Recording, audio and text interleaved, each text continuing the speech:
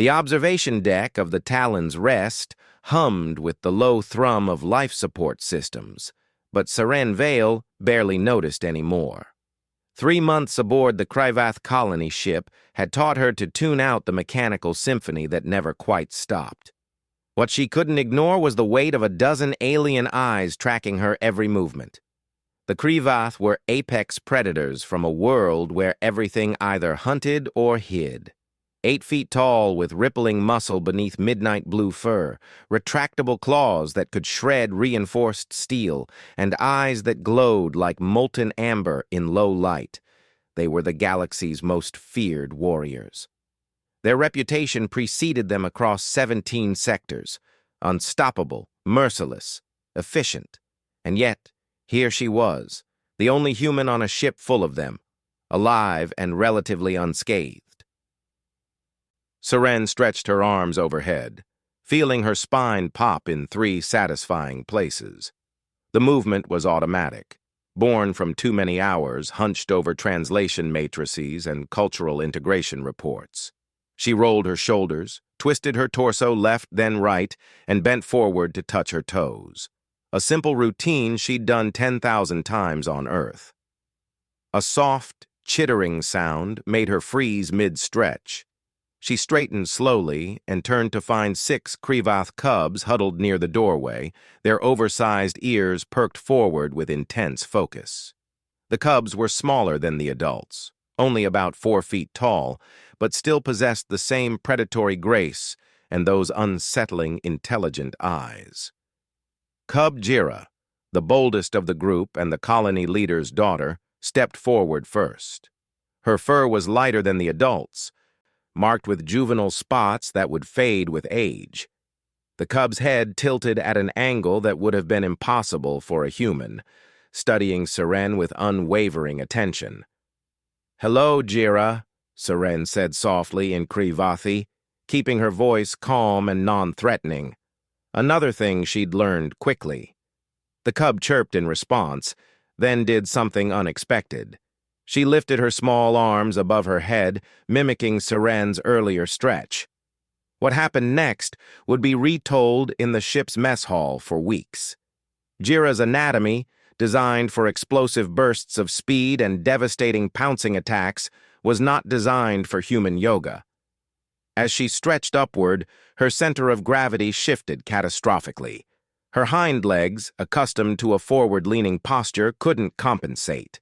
The cub wobbled, windmilled her arms, and toppled backward onto her tail with a startled yip. The other 5 cubs, seeing Jira attempt the strange human movement, immediately tried to replicate it. Chaos erupted. One cub stretched upward and promptly fell sideways into his neighbor. That cub, knocked off balance while mid-stretch, crashed into a third.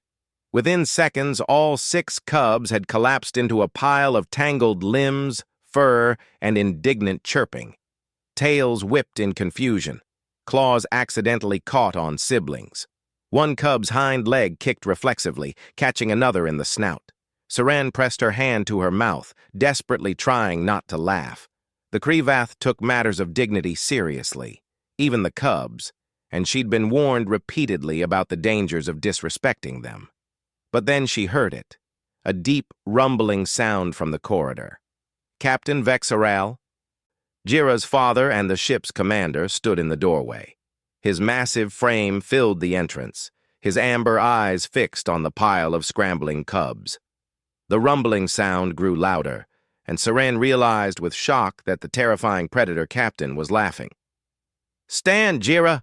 Vexral commanded in their native tongue, though his tone carried amusement rather than anger. The cubs quickly untangled themselves, standing at attention with their ears pinned back in embarrassment. Jira's tail drooped, and her spots seemed to darken with what Seren could only interpret as a blush. Vexoral approached Seren, and despite 3 months of familiarity, her hindbrain still screamed at her to run from the approaching apex predator. She held her ground, meeting his eyes with the steady calm that had somehow kept her alive this long. "You have corrupted my daughter's combat training," Vexoral said, but his eyes gleamed with that particular amber warmth she'd learned meant humor. "I apologize, Captain," Seren replied in careful Kravathi. "I was merely stretching. Humans need flexibility exercises to maintain our muscular health." "Flexibility," Vexerol repeated, testing the word.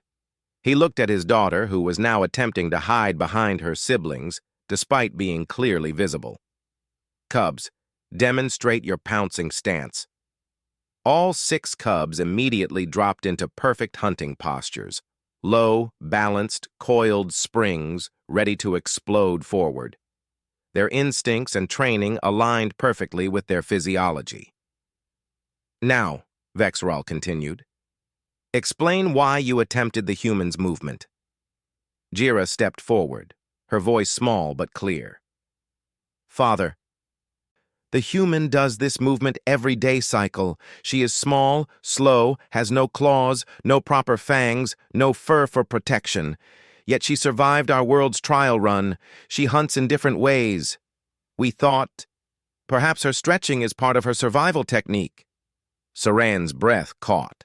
The trial run had been a nightmare, a mandatory expedition to a hostile moon to prove she could hold her own in dangerous situations. She'd survived not through strength or speed, but through problem-solving, endurance, and sheer stubborn refusal to give up. The Krivath had been watching, learning. Vexerol's expression softened, a subtle shift in ear position and eye shape that Seren had learned to read. "An astute observation, young one. The humans do hunt differently. They hunt with patience, with persistence, with minds that see paths we cannot." He turned to Seren. "Show them properly. Teach them how a human maintains their hunting form." Over the next hour, Seren led the most unusual exercise class in galactic history. She demonstrated stretches, explaining how humans, lacking the Krivath's natural advantages, relied on endurance and adaptability. The cubs learned to modify movements to suit their different anatomy. They fell over less frequently, though Jira managed to tangle herself in her own tail twice. By the end, Vexerol was attempting a modified hamstring stretch, a sight that would have sent terror through enemy forces across the galaxy. "Humans are strange prey," Jira declared, sitting beside Seren with her tail curled around her feet. "We're not prey," Seren corrected gently.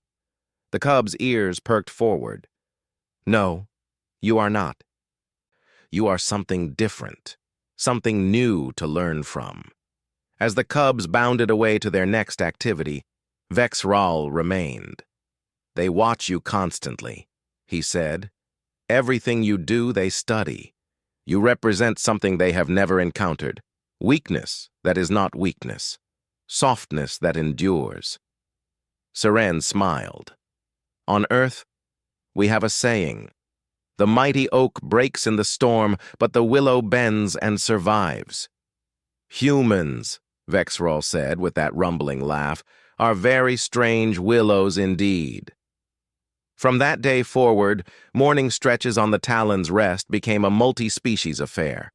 One small human teaching apex predators that strength came in many forms, and that sometimes falling over each other was part of learning something new. Retry Claude can make mistakes.